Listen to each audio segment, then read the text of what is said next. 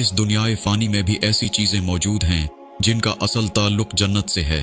इनमें सबसे पहले हजर अस्वद आता है और बताया गया है कि हिजर अस्वद का ताल्लुक जन्नत से है और ये जन्नत से नाजिल हुआ है।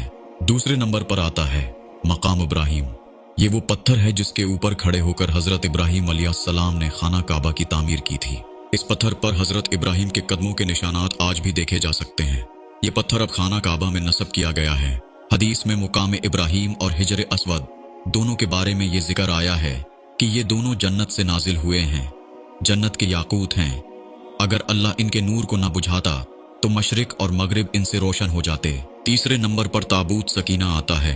अल्लाह ताला ने बनी इसराइल के मुतालिबे पर उनके लिए बादशाह का तकर्रर फरमाया और उसकी दलील के तौर पर बरसों पहले उनके हाथ से खो जाने वाले ताबूती सकीना के दोबारा इस अंदाज में आने का जिक्र फरमाया कि उसे अल्लाह के फरिश्तों ने उठा रखा होगा। इस ताबूत में हजरत मूसा और हजरत हारून के ज़ेरे इस्तेमाल अशिया के अलावा नुस्खा तौरात और वो तख्तियां भी मौजूद हैं जो हजरत मूसा को कोह तूर पर अल्लाह की तरफ से दी गई थीं।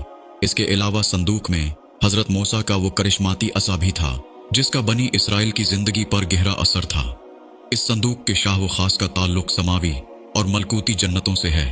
चौथे नंबर पर दरियाए नील, फुरात, सहून और जेहून आते हैं। इन चारों दरियाओं के बारे में अहादीस में बताया गया है कि इनका ताल्लुक जन्नत से है। नबी करीम सल्लल्लाहु अलैहि वसल्लम ने शब मिराज के मौका पर जन्नत में दरियाए नील और दरियाए फुरात को देखा था। इन चारों दरियाओं का जन्नत से ताल्लुक कुछ अचंभे की बात नहीं। इसका मफहूम ये हो सकता है कि ये दरिया हकीकत में तो जन्नत के हैं मगर कुदरती इलाही से इस वक्त ये जमीन पर बह रहे हैं, मगर कयामत बर्पा होने के बाद जन्नत में रवां दवां रहेंगे। पांचवें नंबर पर अजवा खजूर आती है। ये खजूर की एक खास किस्म है जो मदीना में पाई जाती है। इसके मुतल्लिक नबी करीम सल्लल्लाहु अलैहि वसल्लम ने इरशाद फरमाया कि अजवा जन्नत से आई है और ये ज़हर का इलाज है। इस हदीस में इस खजूर को ज़हर के साथ जादू की मुदाफ़ियत के लिए भी मुफीद बताया गया है। छठे नंबर पर रियाजुल जन्ना आती है।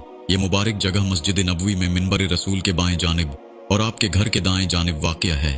हदीस में इस टुकड़े के मुतालिक आपने फरमाया कि मेरे घर और मिंबर के दरमियान जन्नत के बागीचों में से एक बागीचा है, यहाँ तक कि मिंबर रसूल भी जन्नती चीज़ है। आप सल्लल्लाहु अलैहि वसल्लम ने अपने मिंबर के बारे में बताया कि मेरा मिंबर मेरे हौज़े कौसर पर नस्ब होगा